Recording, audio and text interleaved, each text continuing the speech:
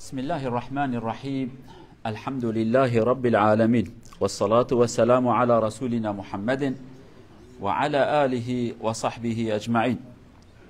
رب اشرح لي صدري ويسر لي أمري واحلل عقدة من لساني يفقه قولي. اللهم أرنا الحق حقا وارزقنا اتباعه، وأرنا الباطل باطلا وارزقنا اجتنابه. أيها الإخوة الأفاضل، اليوم سنتكلم أو سنلقي عليكم كلمات الرسول صلى الله عليه وسلم التي ألقاها في حجته، وحجة واحدة حجة الوداع، وهو معروف في السيرة النبوية بخطبة الوداع. كلمات أخيرة، نصيحات أخيرة، الرسول صلى الله عليه وسلم ينصح ويوجه هذه الكلمات إلى أمته ويخبرهم بأنه في الطريق إلى ربه. هذه الكلمات سنتكلم وسنحاول أن نستفيد من بعض حكمها. برايد عزيز، اما ایرو خطبه پیغمبر جراد گورا فقه اسلام، یعنی گورا سیره پیغمبر دبیجن خطبه خاطر خواستنه. وداع معنی خاطر خواستن کردی، الوداع یعنی یا خطبه شون خطبه پیغمبر صلی الله علیه و سلم در روز وان حجه دا دجار سه جاره نجاره کابتنه، دجار سه جاره نصیحت المسلمانات کرد، نصیحت کیبتنه و کانم میکروفون تنبو کو دنگی هر 100,000 انسانی، فقط دجار سه جاره روز عرفه بریا عرفه روز عیده تهما بیجه تقریبا خبردان پیغمبر دگو تف نزیکی هفبون، خبردان خوی داویج امت خورا دگو نصیحت خوی داوی، یعنی هندک ما کو کلیت تخدست دیوان بیجه هاش ترا کلیت و اد جمیدی اوان خبردان هانه امیانا به هفره بخواین ان شاء الله کو پیغمبر ما ذاتکی مازن محترم، قدی قلبکی مازن، عقلکی مازن، و وکا بیجن بکرمانجی کم بیجن یا بکردی پیغمبر ادم رونیه چعوا، یعنی او قصازات خوشک کلمه خبردان خوی داوی جو امت خوراد بیجه، چقدر کلمه شیرین، کلمه خوشک، کلمه بحکمت که دنیا حتی هبجی انسان که او قصاتش خوش نکارش انسان را بیجه بنرمایی بخوشکایی. طبعا قبل كل شيء نزل قول الله أو نزلت الآية الكريمة: اليوم أكملت لكم دينكم وأتممت عليكم نعمتي ورضيت لكم الإسلام دينا. كلمات أخيرة والآيات الأخيرة، ونزل بعد كما أخرى، ولكن هذه الآية حينما نزلت إخبار من الله عز وجل الدين قد اكتمل خلاص. وهناك كتب يقول بعض الصحابة ومنهم سيدنا عمر رضي الله عنه حينما تليت عليهم هذه الآية بكوا فقالوا: لماذا تبكي؟ قالوا: كل شيء ليس بعد الكمال إلا النقص،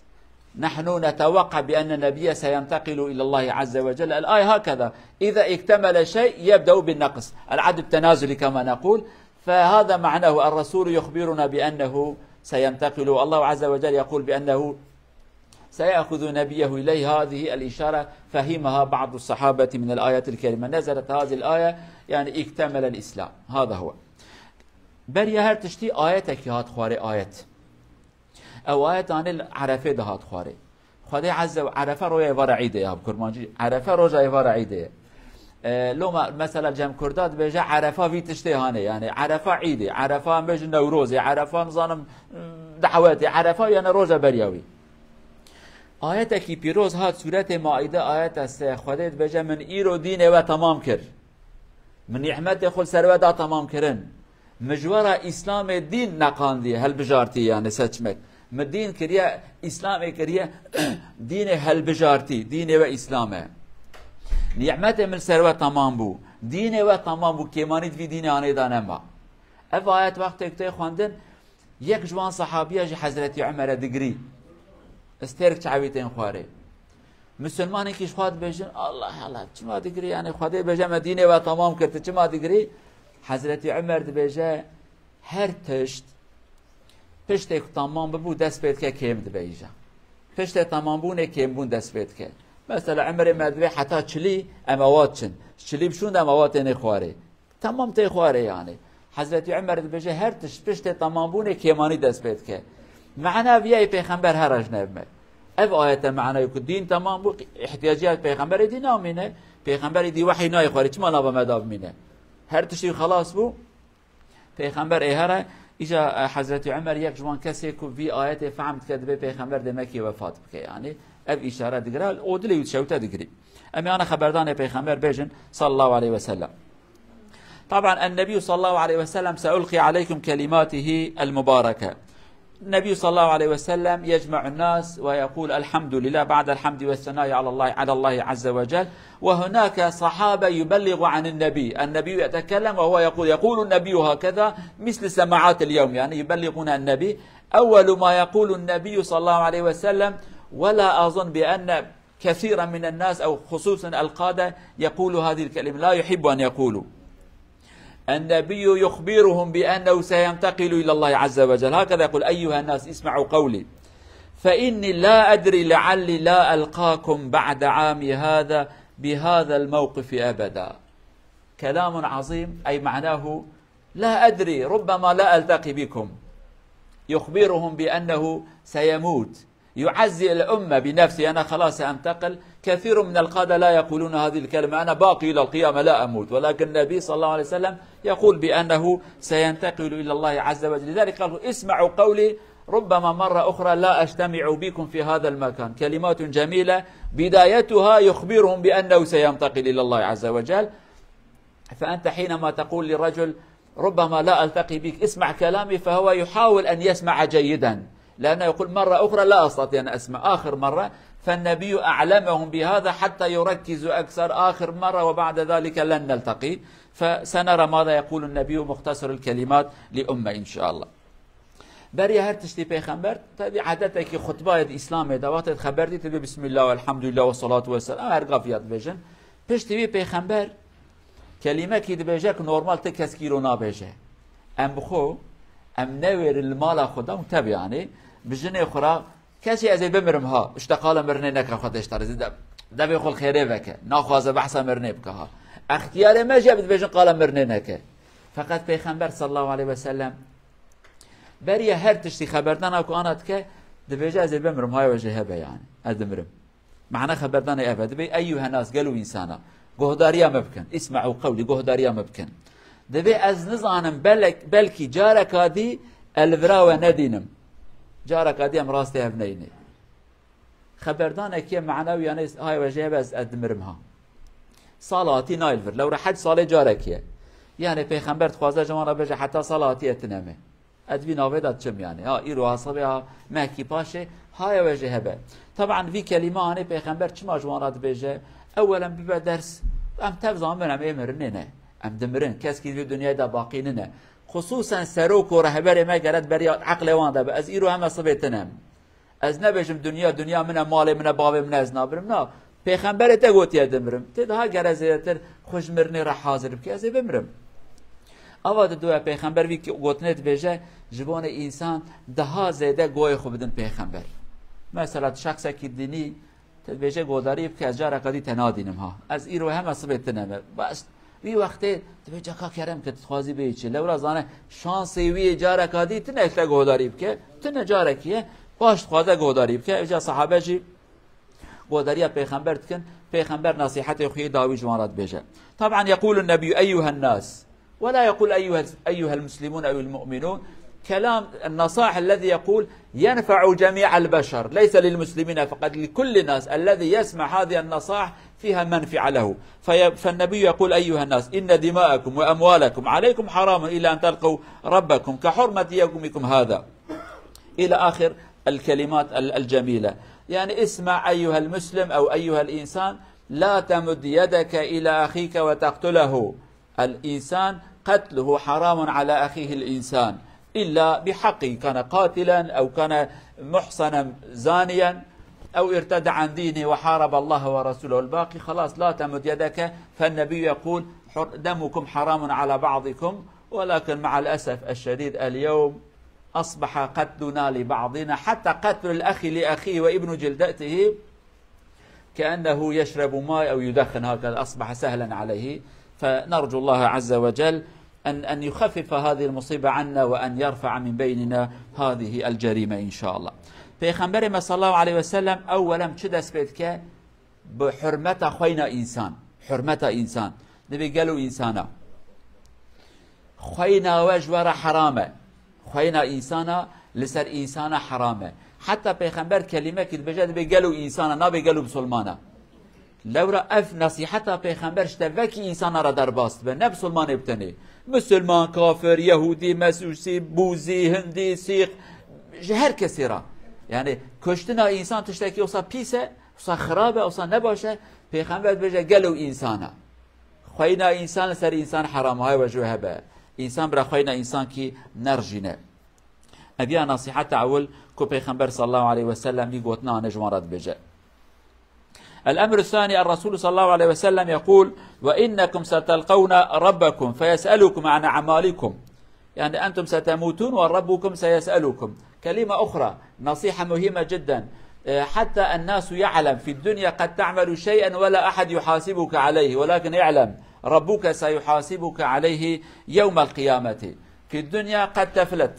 بشكل من الوسائل تخفي نفسك أو تسكت الناس تخوفهم بشكل من الأشكال تنجو من المحاسبة ولكن اعلم بأنك لن تنجو من حساب الله عز وجل. نصيحة أخرى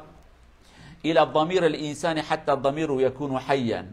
قد لا يراني القانون ولكن يراني الخالق عز وجل سأعمل هذا الحساب. كلمة قادنة بيخبر قلبارة خبر ده قلب دل إنسان خبر ده قانون رانده بي قالوا إنسانا ونبمرنها ونهرن حضور ربي خو خود اجوارا بجا و شكر و چنكر اجوارا بجا و شكر و چنكر. افي كلمانه معناوي دوی دنیا هانه دا جارنا ام خوش قانون ود شیرن جارنا پره مهیه جارنا قوتا مهیه بشکل کی کسی حسابش من ناخوازه ایرو دو دنیا دا گلکن ظالم و خدای ناس گلکن یکی دوگجه و هزار دوگجه و 100 هزار دوگجه کس کی نابیته چکر کس کی نابیجه یا قوت خو یا شیطانی خو یا به پره خو بشکل کیش قانون دفلته کس کی حساب جنا خوازه. رب عالم سربی خبر دانان پیغمبر جراد بجه یعنی کس کی حسابش ده نخوازه جی خودش ده خوازه های تشته به نبجه از فلتیم کس کی حسابش من نخواز اچو محکمهش مرا گود سربستی نه محکمه خوده که خودش تراد بجه چه دبی حساب بیا گرت بکی اویج کلمه که پرمازنه پیغمبر صلی الله علیه وسلم جمراد بجه. طبعا هناك كلمة أخرى كذلك يتعلق بحول أمر آخر يقول وإن كل ربا موضوع ولكن لكم رؤوس أموالكم لا تظلمون ولا تظلمون. النبي صلى الله عليه وسلم طبعا بعدما يحرم الله عز وجل الربا فالنبي يكرر هذا الأمر الربا خلاص ارتفع ولكن الشيء الملفت للنظر وعلينا أن نركز عليه النبي يبدأ بتطبيق هذا من عائلته وإن ربا عباس بن عبد المطلب موضوع خلاص يعني العباس كمان كان يتاجر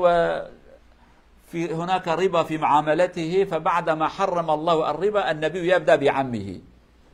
القانون هكذا يطبق. القادة الكبار حينما يقولون شيئا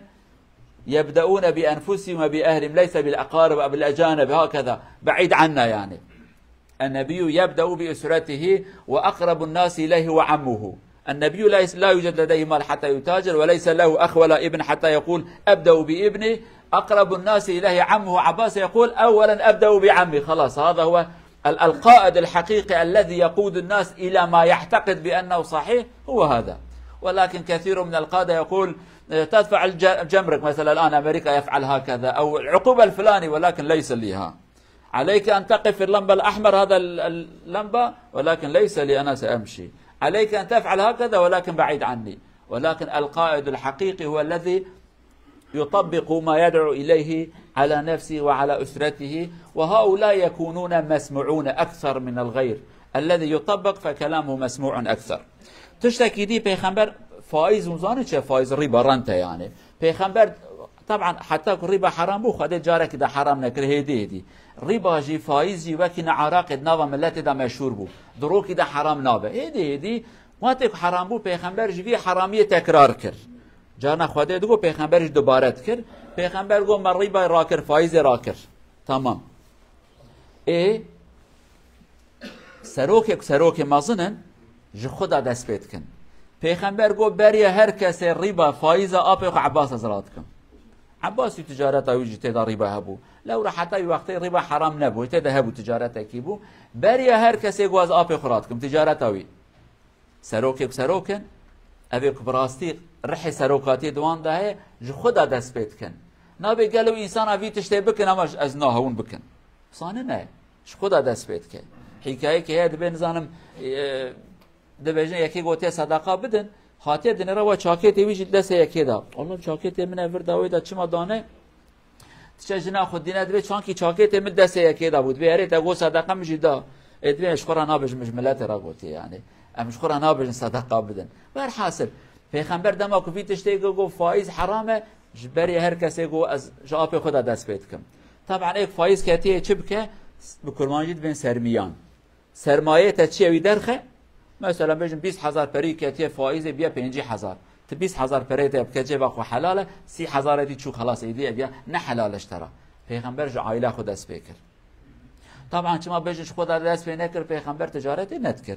اکوری ویشتنه بو قیزا ویشتنه بو بری ویشتنه بو جوید دست به ان نزیکی انسان اکو تجارت تکر آپی عباس بو بقر که آپی خو کرد آپو گوته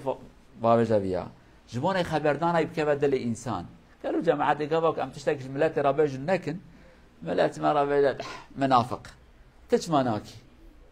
قالوا انسان خيرا بكن از خيرا نكم قالوا انسان صدقه بدن صدقه نتم قالوا انسان ابيا بكن ازناكم اتشوا خبردانم که بدل و يعني خبردان که مشهوره دبي عبدك زمان حضرت عمر دته کوله بن کوله یا عمر دبي نصيحتك بكي خواهیم ما سر بس بردن و آزاد بکن دبي ان شاء الله هفته کیده هفته سه هفته ما کیده مه در باس بر روکید خطبه ده حضرت عمر بجه قالوا انسان کوله و آزاد بکن باش ده با پشت خطبه خواهی کوله برم تا آزاد کرد شوی هر اویات دبي یا عمر تبیک گوتنه کی گو صحت کی در باس نبو خواهی من سربست کرد تشما جماعه اول ندگو دبي جماعه اول پرمتنه بو از کوله کی بستینم آزاد بکم حتی پره توب کرم یکی سام من آزاد کر هجا مجملت راگو خبردان بی شکل دكفة دلي إنسانا پیغمبر جي في تشتكر عليه الصلاة والسلام. وأمر آخر أولا الربا وبدأ النبي بأسرته صلى الله عليه وسلم وكذلك هناك خصومات قبل الإسلام موجود بين الناس وبين العرب كان موجود خصومات نزاعات من أجل أمور تافهة يعني كان يحصل قد يكون من أجل جمل قد يكون من أجل نعزة أو شيء آخر فأتى الإسلام فقضى على جميع هذه الأمور ومن هذه الأمور الدماء الموجودة فالنبي صلى الله عليه وسلم كذلك يقول وأن كل دم في الجاهلية موضوع وإن أول دمائكم أضعوا دم ابن ربيعة بن الحارث ابن عم النبي صلى الله عليه وسلم كان قد قتل بين الناس يعني هناك نزاع حصل بينهم وبين أشخاص أخرى فقتل كان هناك نزاع موجود يعني فالنبي صلى الله عليه وسلم أعلن بأنه يمحي جميع النزاعات الموجودة بين الناس قبل الإسلام ويبدأ بأسرته خلاص دمي معفو دمه ابن عم النبي صلى الله عليه وسلم خلاص أبدأ بأسرتي وهذا الدم الذي قد أريقت قبل الإسلام لا أطلب أحدا بهذا الدم وأنتم مسامحون يا له من قائد عظيم وجميل ويطبق ما يدعو إليه على نفسه وعلى أسرته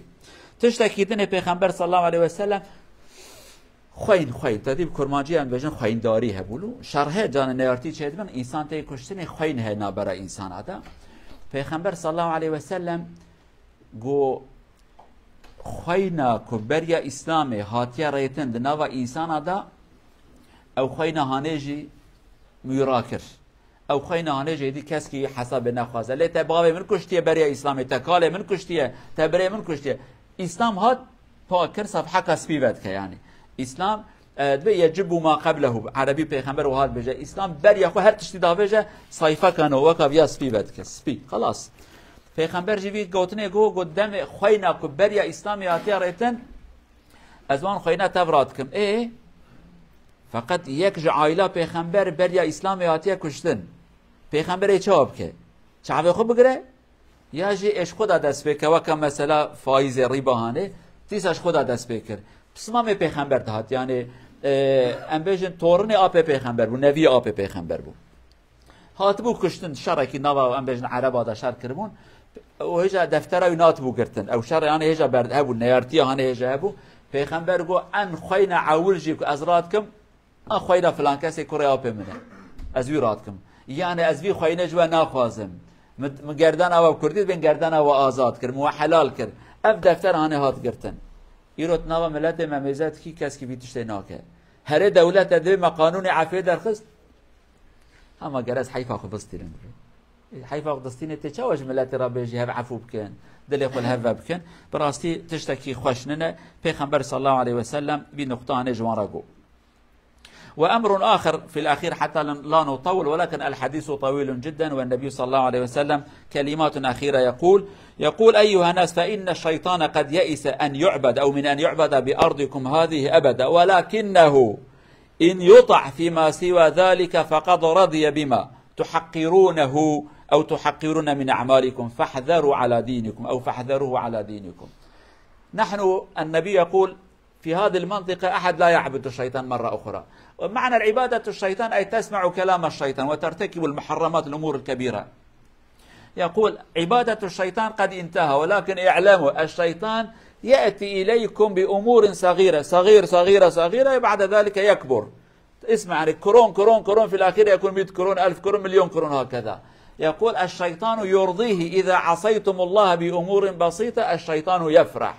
خلي بالكم من هذا لا تتركوا شيئا قليلا من دينكم للشيطان لا الكبير ولا الصغير. الشيطان يعجبه تعمل شيء بسيط كمان يقول ما فيش مشكلة المهم تعطيني يعني المهم تعصيني تطيعني وتعصي ربك وإن كان كبيرا أو صغيرا خلي بالكم من هذا. فالنبي كذلك يبين ويحذر من إطاعة الشيطان في أمور صغيرة. تشتكي دي پیغمبر نصيحتك پر شيرين جمرات که دبي قالوا إنسان الشيطان أموداوي نمايه كل ذي منطقة هاني كسي عبادات شيطان ربك يدي كسي عبادات شيطان أنا كلبك ومدينة الوان دري هاني يعني يك نابا مشرك نابا ملحد نابا كافر فقط پیغمبر بجا تشته بچوك يكون بكين گناه بچوك اوان گناه بچوك شيطان برازي دي تمام تشتك نابا اما تشكر اس برازي ما يعني بچوك بجا اس برازي ما آگه دار خوبن دین خو تسلیم شیطان نکن آگه دار خوبن دین خو امانت شیطان نکن ایمان خو تسلیم شیطان نکن ایرو الجمع مثلا مصیبت آنه هي ولاد به فلان کس زنای نکر تمام میر نکش تمام اذا تشتك نابا قيسك كي راتشا صحت كي خبر دايه اذا لقمه كي حرام قرش كي حرام جبر خواريه اد بدا دروا كبچوك كريه اره بچوك داوي چته سره مروا حساب کن يعني مثلا آگر مازن ویدخن آگر مازن چه درته؟ بتشته بچوک درته کس کی دارستان آگر مازن داره بچوچک تینی چخماق دی بر تق حتی که دنیا گشت به آگر پیدا کنه. پیغمبر صلی الله علیه و سلم دبی آگه دار خوبن دین خو ایمان خو تشته خو شیطان را نیلن شیطان ابدا فرصت نادوه شیطان تشته بچوک جی بکن پی کیف خوش دبه دلی و راحت دبه کیف هویته آگه دار خوبن يعني جانا اب مصيبات انا تسالي ما قلنا اكيد فرد كم بتشوك تشكي نابه تشتكي نابه يعني دربك بتشوك ادنه تشتكي بتشوك ايروكي تماشات كي ما شاء الله سطح بدروي تجيبون ايفان سطح بدروا برحتي ناچن اي والله قرشكي حرام فراد اخر تشتكي نابه سبت قرشك هادي بخوي اي قرشك هادي داوود بچ قاس حسابك دولتك كده ام بيجن 5 مليون انسان هبن هر یک قرشك يبداتك چ قاسه أنا لفر مثلا نفوس هذه دولة 5 مليون أمريكي كورونا كي بدن تكشقى 5 مليون تك يعني إيه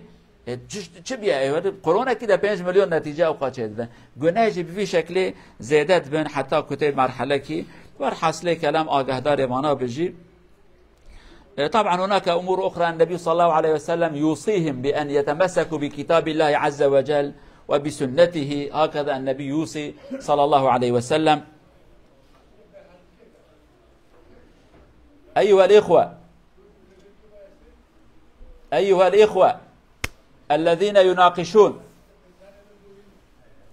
لا حول ولا قوة إلا بالله العلي العظيم. النبي كذلك يوصي النساء أوصوا بالنساء ارحموهن وكذلك تمسكوا بشرع الله عز وجل. وكذلك يقول غدا الله سيسألكم عني هل قمت بأداء واجبي؟ فالصحابة يقول اللهم نعم نشهد بأنك قد بلغت الرسالة. فالنبي يقول اللهم فاشهد بأنهم يشهدون بأني قد بلغت الرسالة. يا له من نبي عظيم دائما يذكر بعظمة الله عز وجل